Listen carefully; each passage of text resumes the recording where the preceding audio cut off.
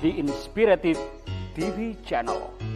Meet different people with different experiences, language, culture, arts, and education. Assalamualaikum Ustadz Torik. Ya. Waalaikumsalam. Ustadz Torik baik-baik saja. Alhamdulillah. Hari ini nggak mengaji, Tidak. nggak boleh nakal, harus mengaji. Nanti Ustadz Torik bisa ini ya ngasih contoh pada santri-santri, karena Ustadz Torik juga punya santri, termasuk Ustadz Ali. Oh ya. Ya. Mau tahu kontennya hari ini apa? Mau Pak Ustadz. Ya, judulnya kenapa subuhnya kesiangan? Sering subuh kesiangan atau nggak sholat subuh? Sering Pak. Oh my God, ya jangan diulang lagi ya. Jadi kru The Inspirative TV channel harus religius ya, harus menjalankan perintah Allah, Ya. nggak boleh sekarpe dewe ya. Oke, ini juga akan saya bacakan postingan dari Ustadzah Yusi. Ya. Oke, mau tahu? Mau dong. Oke, subuhnya telat aja bikin carut marut, apalagi yang nggak subuh, apalagi yang nggak sholat subuh, nampar banget deh. Waktu saya dalam kesusahan hidup pernah kadang terbersit oleh saya, ya Allah, kan saya sudah melakukan semuanya.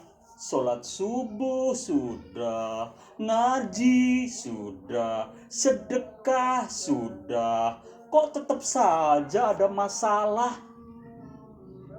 Begitulah kita, begitulah manusia yang lainnya. Kalau boleh demo dengan Allah, mungkin kita juga pernah merasakan selalu demo dengan pertanyaan-pertanyaan yang nggak perlu dijawab, karena yang harus dilakukan adalah memunajat pada Allah, sholat tepat waktu, dan selalu menjalankan perintah-perintah Allah.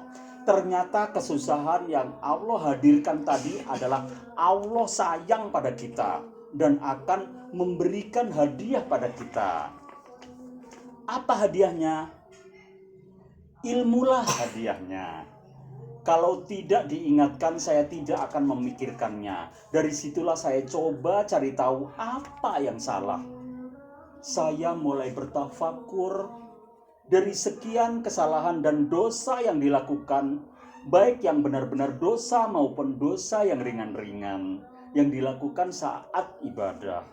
Yang mencolok adalah ketika saya sadar sholat subuh saya sering terlambat.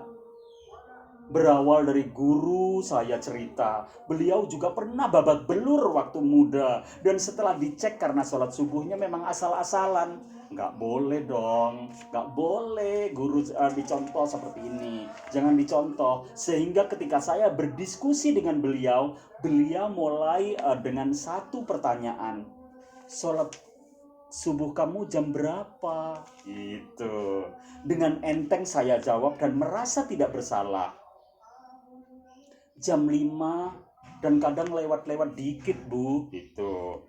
Beliau pun bergumam, pantesan, gitu. Bagaimana mau membangun rumah tangga? Bagaimana kamu membangun menjadi bapak atau menjadi ibu?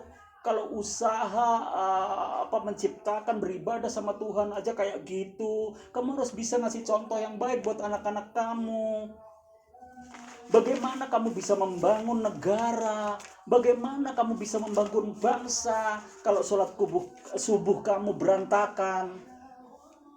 Kalaupun rezeki mereka berlimpah, usahanya lancar, lihat saja nanti jika sholatnya tidak terjaga, khususnya sholat subuh. Banyak masalah yang akan dihadapinya, baik masalah kesehatan, masalah keluarga, DLL. Allah mengingatkan karena Allah sayang agar kita taat dan berubah. Jadi sholat subuh harus kita kendalikan.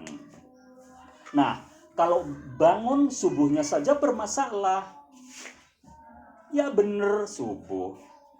Kadang-kadang sudah menghidupkan alarm, tapi dimatiin lagi setelah waktunya sholat subuh.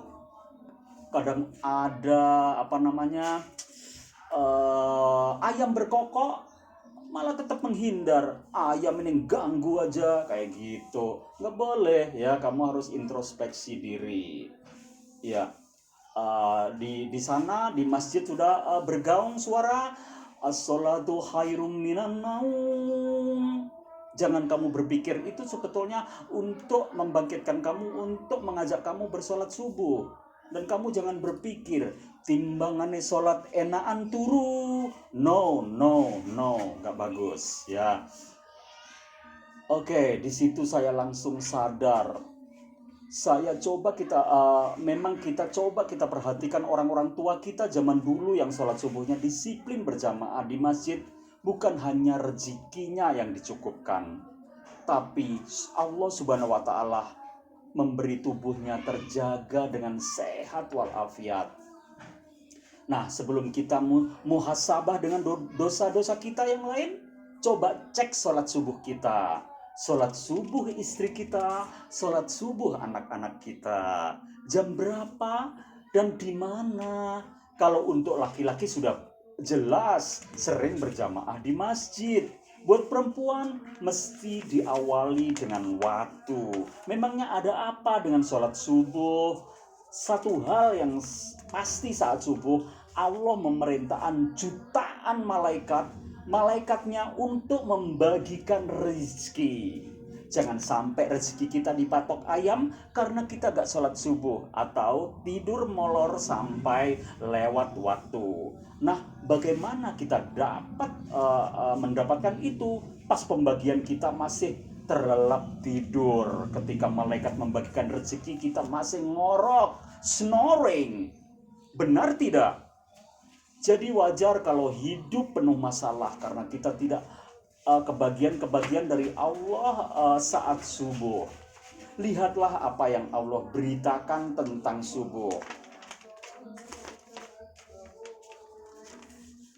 Wahai manusia, dirikanlah sholat dari sesudah matahari tergelincir sampai gelap malam, dan dirikanlah pula sholat subuh. Sesungguhnya sholat subuh itu disaksikan oleh para malaikat. KS Al-Isra ayat 78. Kenapa hanya sholat subuh yang diingatkan oleh Allah? Coba pikir sendiri. Jadi jika kita masih ada masalah hidup yang belum terselesaikan, salah satunya lihatlah sholat subuh kita. Kalau ini sudah dilaksanakan, insya Allah barokallah pasti akan menghampirinya. Turki sudah membuktikan. Turki memiliki banyak kemajuan dan perubahan karena masyarakat dan selalu terjaga dengan sholat subuhnya. Turki menjadi negara maju dan negara yang disegani dan diperhitungkan. Itu hanya berawal dari gerakan sholat subuh berjamaah. Satu negara saja Allah bisa mengubah, apalagi cuma satu orang saja atau satu rumah tangga. Terlalu kecil bagi Allah. Mari kita perbaiki sholat subuh kita terlebih dahulu. Semoga kita selalu istiqomah. Amin. Berbagi kebahagiaan adalah hal yang mulia. Nah, itu tadi adalah kita harus selalu menjaga sholat subuh kita, dan kita harus mulai membangkitkan diri kita setelah lihat konten ini. That's all about sholat subuh. Manfaat-manfaat setelah sholat subuh. Wabillahi taufik wal hidayah, waridho wal inayah. Wassalamualaikum warahmatullahi wabarakatuh.